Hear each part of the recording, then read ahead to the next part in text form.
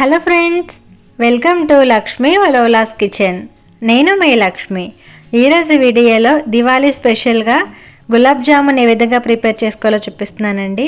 So ఇది కూడా normal jamun అయితే కాదండి, అంగూర్ జామున్. చాలా ఎమ్మీగా ఉంటుంది. అంగూర్ జామున్ అంటే రబ్డీతో పాటు కలిపి తింటామండి.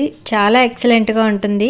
సో మరి దివాళీకి మీరు కూడా ఈ రెసిపీని కంపల్సరీగా ట్రై చేయాలి. అందుకోసమే షేర్ చేస్తున్నాను. సో వీడియో చూసే ముందుగా లైక్ చేయండి. సో స్టార్ట్ చేద్దాం. ముందుగా మనం రబ్డీ ప్రిపేర్ చేసుకోవడం కోసం స్టవ్ ఆన్ చేసుకుని ప్యాన్ పెట్టి ఇందులో 1 టేబుల్ స్పూన్ వాటర్ వేసుకోవాలండి. వాటర్ వేయడం వల్ల పాలు అనేవి ప్యాన్కి అంటుకోకుండా ఉంటాయి అన్నమాట. ఇప్పుడు ఇందులో 1 లీటర్ పాలు వేసుకుంటున్నాను. అవి కూడా చిక్కటి పాలు వేసుకోవాలి. ఫుల్ క్రీమ్ మిల్క్ ఉంటాయి కదండి, అవి వేసుకుంటే కనుక చాలా బాగుంటుంది రబ్డీ అనేది.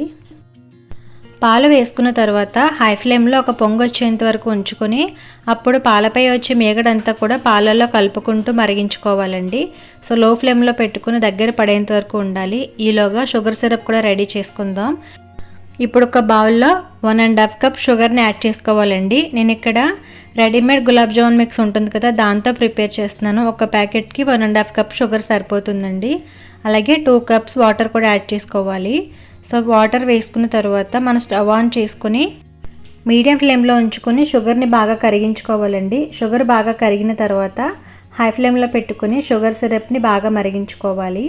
సో షుగర్ సిరప్ కూడా మరిగేలోగా మనం గులాబ్ జామున్ కోసం పిండి ఏ విధంగా కలుపుకోవాలో చూపిస్తాను. ఇప్పుడు ఒక బౌల్ తీసుకుని ఇందులో రెడీమేడ్ గులాబ్ జామ్ మిక్స్ ఉంటుంది కదా, మీరు ఏదైనా వాడుకోవచ్చు. సో అదొక ప్యాకెట్ వేసుకున్నాను. అలాగే 1 టేబుల్ స్పూన్ కార్న్ఫ్లోర్ యాడ్ చేశాను. 1 టీ స్పూన్ నెయ్యి కూడా వేసుకున్నానండి. కార్న్ఫ్లోర్ వేయడం వల్ల జామున్ అనేది చాలా స్పాంజీగా వస్తుంది, పాకం కూడా బాగా పీల్చుకుంటుంది. ఇదంతా కూడా బాగా నెయ్యి అలాగే కార్న్ఫ్లోర్ పిండిలో బాగా కలుపుకున్న తర్వాత కొద్దిగా వాటర్ వేసుకుంటూ పిండిని కలుపుకోవాలి. రెడీమేడ్గా తెచ్చుకుంటే గులాబ్ జామున్ మిక్స్లో ఎప్పుడూ కూడా గీ యాడ్ చేయకపోతే ఒకసారి గీ వేసుకుని కలుపుకొని చూడండి, తేడా మీకే తెలుస్తుంది, అంత బాగుంటుంది. ఇంక ఇందులో మనం వాటర్ అవసరాన్ని బట్టి యాడ్ చేసుకుంటూ ఈ విధంగా ముద్దలాగా కలుపుకోవాలి. ఇలా కలుపుకుని దీన్ని పక్కన ఉంచుకోవాలి.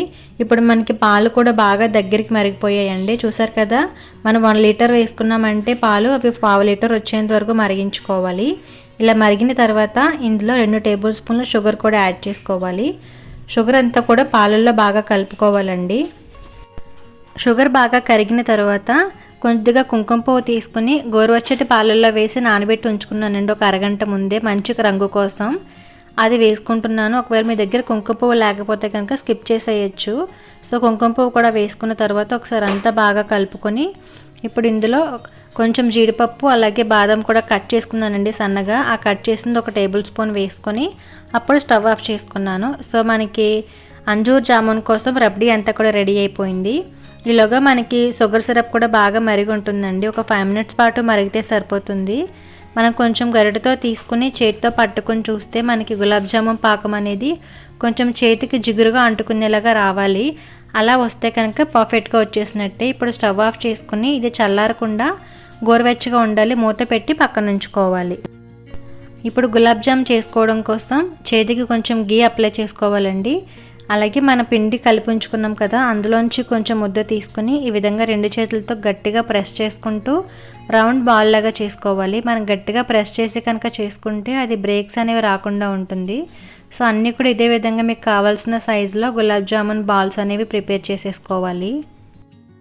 మనం జామున్స్ని ప్రిపేర్ చేసుకునేటప్పుడే స్టవ్ పై ఆయిల్ పెట్టుకుని హై ఫ్లేమ్లో కాకుండా మీడియం ఫ్లేమ్లో ఉంచుకొని మరిగించుకోవాలండి. అలా మరిగించుకున్న ఆయిల్లో మనం మీడియం ఫ్లేమ్లో ఉంచుకొని మనం ప్రిపేర్ చేసి ఉంచుకున్న జామున్లు ఒక్కొక్కటిగా యాడ్ చేసేసుకోవాలి. హై ఫ్లేమ్లో పెట్టుకుని మరిగించుకుంటే కనుక ఆయిల్ వేడికి జామున్స్ అనేవి తొందరగా కలర్ వచ్చేస్తాయి, లోపల ఉడకకుండా ఉండిపోతాయి. అందుకోసం మీడియం ఫ్లేమ్లో ఆయిల్ని మరిగించుకోవాలి. జామున్స్ వేగేంత వరకు కూడా మీడియం ఫ్లేమ్లోనే ఉంచుకోవాలి. సో అన్ని జామున్స్ కూడా ఈ విధంగా వేసుకున్న తర్వాత మనం వెంటనే గరిటె పెట్టకుండా ప్యాన్ని ఈ విధంగా కుదుపుకుంటే కనుక జామున్స్ అన్నీ కూడా ఈవెన్గా వేగుతాయండి. లేదంటే ఒకవైపు బాగా వేగిపోయి ఇంకొక వైపు వైట్ కలర్లో ఉండిపోతుంది. అలా ఉండకుండా వేగాలంటే ఈ విధంగా కుదుపుకుంటూ ఉండాలి. తర్వాత ఆయిల్ కూడా మనం గరిటెతో నేను వీడియోలో చూపించిన విధంగా వేసుకుంటూ ఉంటే సో కలర్ అంతా కూడా అన్ని వైపులా బాగా వస్తుంది. సో మీడియం ఫ్లేమ్లో ఉంచుకుని జామున్స్ అన్నీ కూడా ఆయిల్లో నొరగపోయేంత వరకు వేగిన తర్వాత అప్పుడు హై ఫ్లేమ్లో 1 నిమిషం పాటు పెట్టుకుంటే మంచి కలర్ అనేది వస్తుందండి. ఈ విధంగా కలర్ వచ్చిన తర్వాత వీటిని మనం ఆయిల్లోంచి సపరేట్ చేసేసుకోవాలి జామున్స్ అన్నీ కూడా. సో ఇలా తీసిన వెంటనే మనం ముందుగా పాకం పెట్టి ఉంచుకున్నాం కదండి షుగర్ సిరప్, అందులో వేసుకోవాలి. మనం జామున్స్ వేసుకునేటప్పుడు షుగర్ సిరప్ చల్లగా లేకుండా కొంచెం గోరువెచ్చగా ఉండాలి. అలా అయితే కనుక పాకం బాగా పీల్చుకుంటుంది. మిగతా జామున్స్ని కూడా ఇదే విధంగా వేయించుకుని షుగర్ సిరప్లో యాడ్ చేసేసుకోవాలండి. అన్నీ వేసుకున్న తర్వాత ఒకసారి అంతా కూడా పాకంలో మునిగేంత వరకు కలుపుకోవాలి.